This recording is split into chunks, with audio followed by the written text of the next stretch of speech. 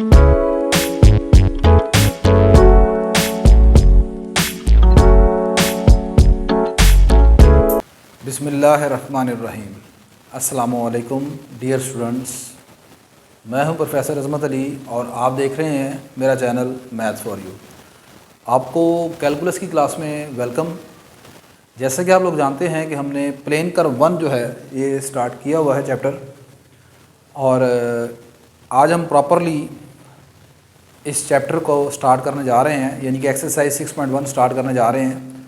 इससे पहले जो है मैंने इस चैप्टर के जो बेसिक कंसेप्ट्स हैं जो आप सेकेंड ईयर में पढ़ के आए थे कॉनिक सेक्शन के हवाले से, उनके ऊपर डिस्कशन कर चुका हूँ।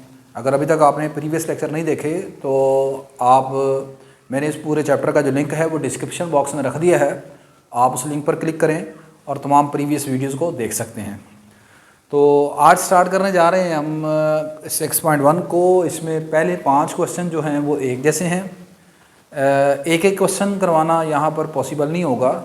मेरा मकसद ये है कि आपको क्वेश्चन का हिंट दे दिया जाए, तो यहाँ से जो मुख्तलिफ क्वेश्चन होंगे वो अल्हम्दुलिल्लाह इंशाल्लाह मैं लाजमन करवाऊँगा आपको, और जो सेम क्वेश्चन हैं उनमें से 2 या 3 पार्ट करवा कर बाकी आप वैसे अब माशाल्लाह मैच्योर हो गए हैं तो वो एज असाइनमेंट आप ख़ुद कर लीजिएगा।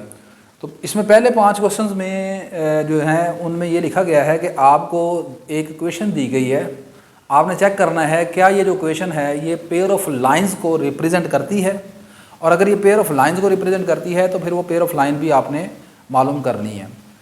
मैंने इससे प्रीवियस लेक्चर में डीजेनरेट कॉनिक सेक्शन के ऊपर बात की थी। उसमें मैंने वहाँ पर आपको बताया था कि आपके पास जो जनरल सेकेंड डिग्री इक्वेशन होती है विद प्रोडक्ट टर्म, वो किस सूरत में डीजेनरेट कॉनिक सेक्शन को रिप्रेजेंट करती है। तो वही काम हमने यहाँ पर भी करना है। सबसे पहले दी हुई इक्वेशन को मैं सपोज कर लेता हूँ, ये क्वेश्चन नंबर 1 है हमारी। मैं कहता हूँ जी कि as we now that solution, as we now that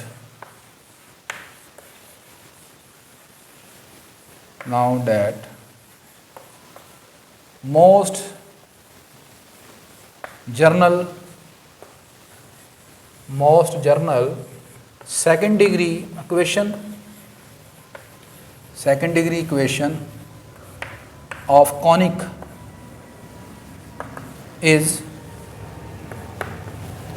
ax square plus by square plus 2gx plus 2fy plus 2hxy plus constant c equal to 0। ये हमारे पास सेकंड डिग्री जनरल क्वेश्चन होती है प्रोडक्ट टर्म के साथ। अच्छा, अब आप इसे 2 कह देते हैं। कंपेयरिंग 1 और 2, ये जो कोफिशिएंट्स हैं आपके constant a B c g f c h, इनकी वैल्यूज निकालनी है। यहाँ से हमने कंपेयरिंग 1 और 2 वी हैव, यहाँ पर देखें ए के साथ ए जो है वो एक्स स्क्वायर का कोफिशिएंट है, और यहाँ पर पूरी इक्वेशन में आपको एक्स स्क्वायर कहीं नहीं नज़र आ रहा, तो ए की वैल्यू जो है वो 0 है। इसमें वाई स्क्वायर भी नहीं है, तो वाई का जो वाई स्क्वायर का कोफिशिएंट बी है वो भी 0 हो जाएगा। अब उसके बाद यहाँ पर एक्स का कोफिशिएंट है 2g, और ऊपर एक्स का कोफिशिएंट है आपके पास एक्स का कोफिशिएंट है 8 के बराबर। तो यहाँ से आपके पास g की जो वैल्यू है वो आ जाएगी 4 के बराबर। इसके बाद आगे आपके पास है 2f, y का कोफिशिएंट है, और इधर y का कोफिशिएंट है -15। तो यहाँ से f की वैल्यू आ जाएगी -15/2। इसके बाद आपके पास है प्रोडक्ट टर्म 2hxy, xy का कोफिशिएंट है 2h, और इधर आपके पास xy का कोफिशिएंट है 10। दिस इम्प्लाइज यहाँ से h की वैल्यू आ जाएगी आपके पास 5 के इक्वल। और लास्टली है कांस्टेंट c, तो कांस्टेंट c जो है वो यहाँ पर हमारे पास है -12 के बराबर। अब इसके बाद हमने यहाँ पर एक डिटर्मिनेंट कैलकुलेट करना है। अगर वो डिटर्मिनेंट का आंसर 0 के इक्वल आया तो हम कहेंगे कि ये जो आपकी क्वेश्चन नंबर 2 है, ठीक है, वो पेयर ऑफ लाइन को रिप्रेजेंट करेगी, सही है। और अगर वो नॉट इक्वल टू 0 आया then it does not represent pair of straight line, ठीक है। तो आप यहाँ पर लिखेंगे हम to represents pair of straight lines pair of straight lines if ये जो आपका डिटर्मिनेंट अब मैं निकालने लगा हूँ उसका नाम हम डेल्टा रख लेते हैं। Suppose A B C H H G G F F. This determinant अगर आपका पास 0 के इक्वल होगा तो then we say that this represent a pair of straight line. तो यहाँ से आपके पास ए की वैल्यू क्या है, ए हमारे पास है जी 0 के बराबर, ए 0 आ गया, बी भी 0 है और सी आपके पास क्या है -12 के बराबर। ठीक हो गया। अच्छा अब आपने एच की वैल्यू हमारे पास है 5 के बराबर, ये 5 आ गया, यहाँ पर भी 5 आ गया। आगे पास है जी, जी हमारे पास कितना है जी 4 के बराबर, यहाँ भी 4 यहाँ भी 4। और लास्टली हमारे पास है जी एफ की वैल्यू और वो है -15/2, -15/2 इधर भी लिखेंगे। ये हम डेल्टा को कैलकुलेट करने जा रहे हैं। अच्छा जी आप इसे जिस मर्जी रो से एक्सपेंड कर लेते हैं। Expanding from R1 we have 0 लिखेंगे। अब ये आ जाएगा आपके पास 0 -15/2 -15/2 -12। आगे आप जानते हैं ये लिखेंगे -5 आ गया। फर्स्ट रो को और सेकंड कॉलम को आप छोड़ देंगे, ये रह जाएगा हमारे पास 5 4 और इधर आएगा -15/2 एंड -12 और लास्ट में लिखेंगे +4 पहली रो को और तीसरे कॉलम को छोड़ देंगे, ये आएगा 5 0 और ये आ जाएगा 4 × -15/2। क्लियर होगी बात ये। अच्छा अब ये 0 के साथ मल्टीप्लाई होगा, ये सारा खत्म हो जाएगा, 0 आ जाएगा खुद ही। -5 ये आ जाएगा -60 और ये माइनस माइनस प्लस हो जाएगा। 15/2 को 4 से मल्टीप्लाई करेंगे, 2 × 2 = 4 और ये बन जाएगा +30। आगे चलें +4। अच्छा इसको इससे मल्टीप्लाई करेंगे, ये आ जाएगा -15/2 को 5 से मल्टीप्लाई करेंगे -75/2 आ जाएगा। 4 को 0 से मल्टीप्लाई किया वो 0 हो गया, ये रह जाएगा आपके पास। क्लियर होगी बात ये। अच्छा ये जनाब मोहतरम -60 + 30 आ जाएगा -30। -30 को -5 से मल्टीप्लाई कर दिया तो कितना बन गया 150। डेल्टा इक्वल टू 150 और इधर इसको इसके साथ कैंसिल कर देंगे, ये आ जाएगा 2 × 2 = 4। इसको इससे मल्टीप्लाई करेंगे -75 को 2 से, वो भी -150 आ जाएगा। तो डेल्टा आपके पास 0 के इक्वल आ गया। This represent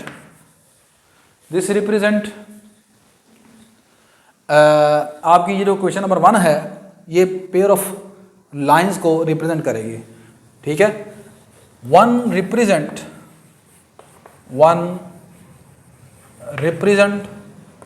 pair of straight lines,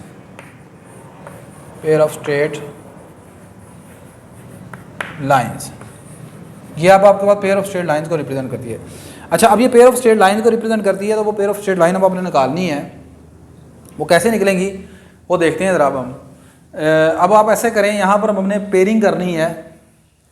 मैं पहली टर्म को 10xy को और इधर -15y है, इन दोनों को इकट्ठा कर लेता हूँ और इधर 8x और -12 को इकट्ठा कर लेते हैं। ठीक है, मतलब यहाँ पर देखें 1 can be written as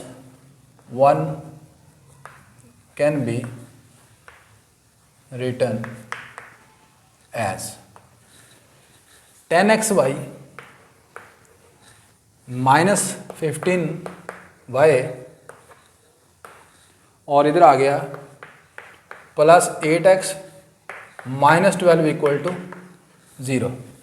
in दोनों में से आप 5x कॉमन निकाल लें, सॉरी 5y कॉमन निकाल लिया, बाकी क्या रह गया जी 2x आपके पास और -3।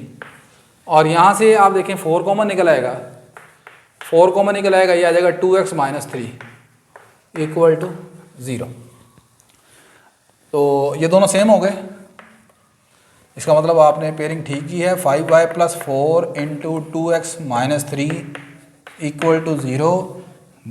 This implies 5y + 4 = 0 and 2x - 3 = 0। तो ये आपके पास पेयर ऑफ लाइंस हैं, ठीक है, पेयर ऑफ स्ट्रेट लाइंस। इसे आप चाहे 3 इसे 4 कहते हैं। सो 3 and 4 represents required pair of lines, required pair of straight lines। ये आपकी required pair of straight lines आ गई, ठीक है। तो आई होप कि आपको क्वेश्चन नंबर 1 समझ आया होगा। नेक्स्ट एक आधा क्वेश्चन और करते हैं ताकि आपको ज़रा थोड़ा सा कंसेप्ट समझ आ जाए। ले बेटा, नेक्स्ट क्वेश्चन नंबर 3 जो है मैं यहाँ पर डिस्कस कर रहा हूँ। इसमें x² भी मौजूद है, y² भी मौजूद है। क्वेश्चन नंबर 2 में y² वाली टर्म जो थी वो एब्सेंट थी, तो ये ज़्यादा बेहतर है। सबसे पहले हम इसे क्वेश्चन नंबर 1 कह देते हैं, आगे वही लिखेंगे as we know that the most general degree equation वही आ गया। क्वेश्चन नंबर 2 कह दिया, कंपेयरिंग 1 and 2 कर लिया। इधर x² का कोफिशिएंट है 6, तो a की वैल्यू आ गई 6 के बराबर। y² का कोफिशिएंट है यहाँ पर -3, तो b की वैल्यू -3 आ गई।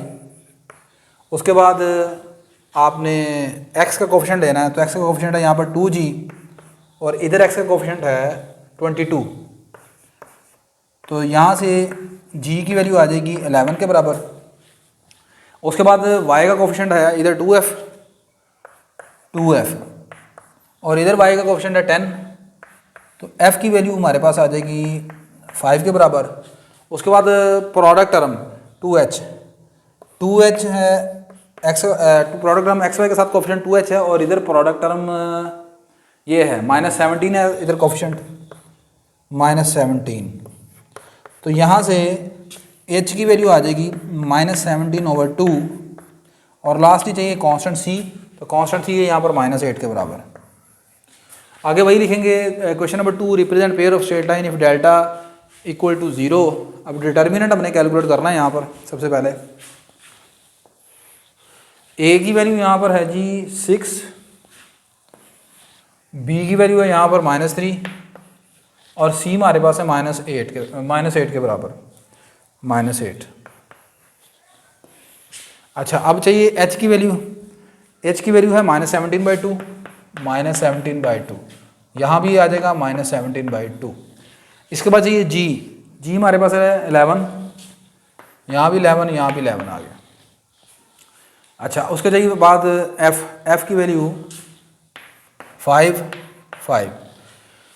चलें अब इसे एक्सपेंड करते हैं। एक्सपेंडिंग फ्रॉम R1, रो 1 से इसे एक्सपेंड कर लेते हैं। यह आ जाएगा 6 × -, +8 3 = 24 और -25।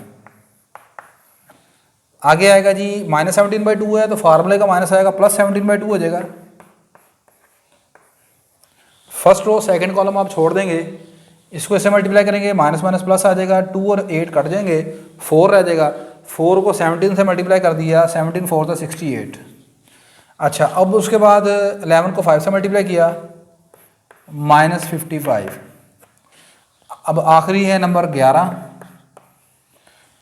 फर्स्ट रो है थर्ड कॉलम है, इसे छोड़ देंगे, इसको इससे मल्टीप्लाई करेंगे, ये आ जाएगा -85/2, -85/2 और इसको इससे मल्टीप्लाई करेंगे, माइनस प्लस हो जाएगा, 33 आ जाएगा। ठीक हो गई ये बात ये। अच्छा, ये आ जाएगा जी -1, तो ये -6 हो जाएगा।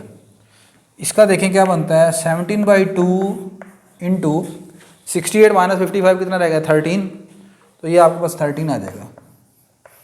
अच्छा, प्लस 11 × ये कितना बन जाएगा, 85 - 66 हो जाएगा, 66 और ये आपके पास रह जाएंगे बाकी 19 -19/2 आपके पास ये आ जाएगा। ठीक भैया, ठीक हो गया जी ये। अच्छा, अब इनको मल्टीप्लाई करना है आपने। ये जनाब मोहतरम आपके पास यहाँ से एलसीएम लेना चाहे आप 2 एलसीएम आ जाएगा। ये इधर बन जाएगा -12 प्लस, आपके पास कैलकुलेटर होगा आप डायरेक्ट जल्दी कर लीजिएगा, मेरे पास अब कैलकुलेटर इस वक्त नहीं है।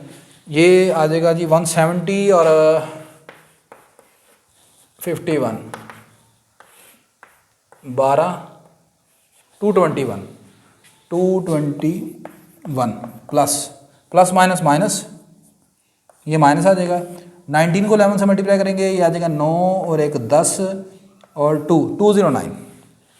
ठीक होगी बात ये। अब 209 माइनस में और -12 माइनस 221 और प्लस 221, ये सारा आ जाएगा 0 के बराबर। नहीं जी, आपका डेल्टा जो है वो 0 के बराबर आ गया। सो 1 represent pair of straight line, आपकी दी हुई इक्वेशन जो 1 है वो पेयर ऑफ स्ट्रेट लाइन को रिप्रेजेंट करेगी। ठीक होगी बात ये। अब अगली बात, अब यहाँ पर पिछली मरतबा मैंने पेयरिंग की, यहाँ पर अब एक्स स्क्वायर वाली टर्म भी मौजूद है और वाई स्क्वायर वाली टर्म भी मौजूद है। अब इसमें करना ये है, जब इसमें दोनों वेरिएबल में ये क्वाड्रेटिक है, आप इसे किसी एक वेरिएबल में क्वाड्रेटिक कंसीडर कर लें, चाहे वाई में चाहे एक्स में। ठीक है, और अगर ये सिर्फ एक्स स्क्वायर में क्वाड्रेटिक है तो फिर तो इसे एक्स में ही क्वाड्रेटिक समझेंगे, और या वाई स्क्वायर में तो फिर वाई स्क्वायर में। यहाँ पर दोनों वेरिएबल में ये क्वाड्रेटिक है, आपकी मर्जी है, आप इसे चाहे एक्स स्क्वायर के लिहाज से क्वाड्रेटिक बना लें या वाई के लिहाज से। मैं इसे एक्स के लिहाज से क्वाड्रेटिक बनाने लगा हूँ। 1 can be written as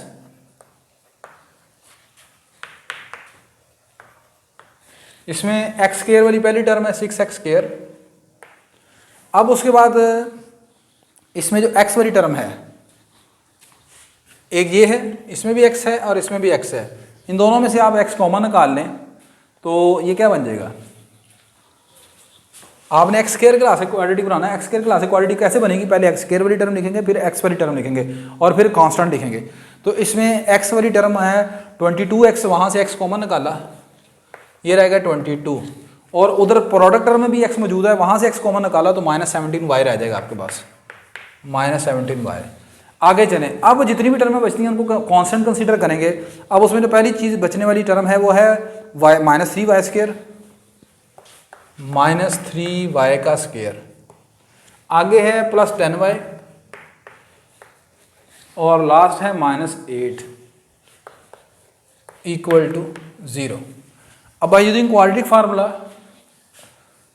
hair आपके पास क्वाड्रेटिक फार्मूला के अकॉर्डिंग जो एक्स स्क्वायर का कोफिशिएंट उसे मैं कैपिटल ए से नोट कर रहा हूँ, ए आ गया। ये एक्स का कोफिशिएंट कैपिटल बी से नोट कर लेते हैं, 22 - 17y, और कैपिटल सी कांस्टेंट वो आ जाएगा -3y का स्क्वायर +10y -8, ये आपके पास आ जाएगी। ठीक होगी बात ये, -3y स्क्वायर +10y -8। ठीक है जी। यूजिंग क्वाड्रेटिक फार्मूला तो x की वैल्यू आ जाएगी, फार्मूला आप जानते हैं -b 22 - 17y plus minus b का स्क्वायर। b का स्क्वायर से मुराद है 22 - 17y का स्क्वायर -4a, a कितना है जी 6 है, और c कितना है -3y का स्क्वायर +10y -8, ये हमारे पास आ जाएगा जी, ओवर 2a 2 × 6। क्लियर होगी बात ये। अच्छा, ये आ जाएगा, इसको आप माइनस को अंदर मल्टीप्लाई कर दें, आ जाएगा 17y -22 प्लस माइनस, नहीं जी अब इसमें बस थोड़ी सी तरह कैलकुलेशन होगी। 22 का स्क्वायर आप लेंगे, ये बन जाएगा 2 × 2 = 4 4 8 484 प्लस 289 y का स्क्वायर। आगे आ जाएगा माइनस इसको अगर मल्टीप्लाई करना है हमने 2ab, वो आ जाएगा जी 44 440, और 7 से मल्टीप्लाई करेंगे इसको 28 और 2 30 308, और ये बन जाएगा जी आपके पास 8 4 7 748 -748 y। अच्छा, अब इनको आप अंदर मल्टीप्लाई कर दें।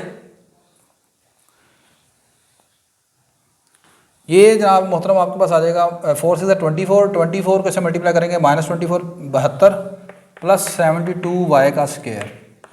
इसको मल्टीप्लाई करेंगे ये आ जाएगा -240y, माइनस माइनस प्लस हो गया।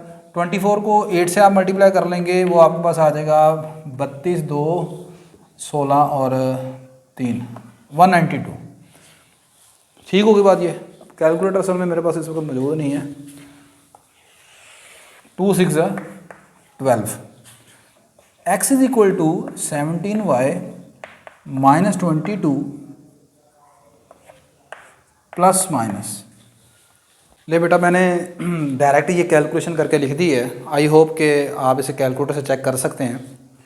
ये बन जाएगा 361y का स्क्वायर माइनस 988y प्लस 676। अब ये जो अंदर वाली सारी चीज़ है ये है आपके पास 19y माइनस 26 का होल स्क्वायर। अब आप कहेंगे कि हमें कैसे पता चलेगा ये इसका स्क्वायर है, तो वो कैसे पता चलेगा, ये पूरा का पूरा एक क्वाड्रेटिक फैक्टर है। ठीक है, अब इसे मिसाल के तौर पर आप इसे क्वाड्रेटिक इक्वेशन समझते हैं इक्वल टू 0 करके, तो आप इसे सोल्व करें अंदर वाली चीज़ को बाय यूजिंग क्वाड्रेटिक फार्मूले से या बाय कंपेरेटिंग स्क्वायर से। ठीक है, तो वहाँ से आप देखेंगे कि ये इस तरह आपके पास ये फैक्टर आएगा। वहाँ से मतलब y की जो वैल्यू निकलेंगी ना वो आएगी 26/19, 2 मरतबा 26/19। जब आप इस सारी चीज़ को सोल्व करेंगे बाय यूजिंग क्वाड्रेटिक फार्मूले से, तो वो क्वाड्रेटिक फार्मूला लगाने के बाद y की वहाँ से 2 वैल्यू निकलेंगी, वो वैल्यूज होंगी 26/19। ठीक है, 2 मरतबा। अब यहाँ से चूँकि अंदर वाली चीज़ कोई क्वाड्रेटिक इक्वेशन तो नहीं है, वैसे वो तो क्वाड्रेटिक फैक्टर है, क्योंकि इसकी आपको पेयरिंग भी नहीं ना बनेगी आपसे, इसकी पेयरिंग भी नहीं बननी है आपसे, तो फिर क्वाड्रेटिक फार्मूला ज़्यादा आसान है। इसको हम लिख सकते हैं 19y माइनस 26। अब चूँकि y की ये 2 वैल्यूज होंगी, तो 2 वैल्यूज होने का मतलब है कि इनके ऊपर आएगा स्क्वायर। ठीक है, ये इसलिए इस तरह है। ये आ जाएगा x is equal to 17y minus 22 plus minus, ये इसके साथ कैंसिल हो जाएगा, ये आ जाएगा 19y माइनस 26/12। अब एक मरतबा आप इसे लिखने के प्लस की शक्ल में, जब आप लिखेंगे 17y minus 22 plus 19y minus 26/12, और एक मरतबा आप लिखेंगे विद माइनस के साथ, यह आ जाएगा 17y माइनस 22। जब माइनस के साथ लिखेंगे अंदर वाले साइन आपके चेंज हो जाएंगे, आ जाएगा माइनस 19y प्लस 26/12। अच्छा, ये मोहतरमा आपके पास आ जाएगा जी 19y और 17y 36y, और माइनस 22 और माइनस 26 माइनस 48/12। ऊपर से आप 12 कॉमन निकाल लें तो ये बन जाएगा 12 3 36 और 12 4 48, और वो 12 से कैंसिल कर देते हैं। और यहाँ से क्या आएगा, x is equal to 17y minus 19y minus 2y, और माइनस 22 और प्लस 26 प्लस 4/12। ऊपर से फिर 2 कॉमन निकाल लेते हैं, ये बन जाएगा जी माइनस y माइनस 2 2 कॉमन निकाला, माइनस y प्लस 2/6। तो आपके पास जो पेयर ऑफ लाइंस बनेगी, एक तो ये आ जाएगी यहाँ से x is equal to 3y minus 4, या उसे लिख सकते हैं x minus 3y plus 4 equal to 0, और एक बनेगी यहाँ से, इसको तो मल्टीप्लाई कर दें 6x plus y minus 2 equal to 0।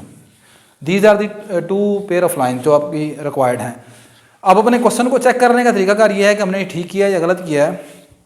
आप इन दोनों लाइंस को मल्टीप्लाई करें, मल्टीप्लाई करने के बाद ये वाली आपका ओरिजिनल क्वेश्चन नंबर 1 जो थी, आपका क्वेश्चन जो था वो बनना चाहिए। अगर तो वो बनता है तो फिर तो ये ठीक है, अगर नहीं बनता तो फिर कहीं ना कहीं से मिस्टेक हो गई है। ले बेटा, ये हमने आज के लेक्चर में क्वेश्चन नंबर 1 को और क्वेश्चन नंबर 3 को किया। आई होप के बाकी क्वेश्चन आप कर सकते हैं। मैंने आपको बताया कि एक एक क्वेश्चन यहाँ पर करवाना पॉसिबल नहीं है, आपके पास सोल्यूशन मैनुअल्स मौजूद हैं। मकसद ये है कि आपको सिर्फ हिंट देना। तो आई होप कि आपको समझ आई होगी इन चीज़ों की। मेरी ये वीडियो अगर आपके लिए हेल्पफुल है तो इस वीडियो को लाजमन लाइक कीजिएगा, शेयर कीजिएगा और चैनल को सब्सक्राइब कीजिएगा। इंशाल्लाह नेक्स्ट लेक्चर में हम क्वेश्चन नंबर 6 से स्टार्ट करेंगे। तब तक के लिए मुझे इजाज़त दीजिए। अल्लाह हाफिज़।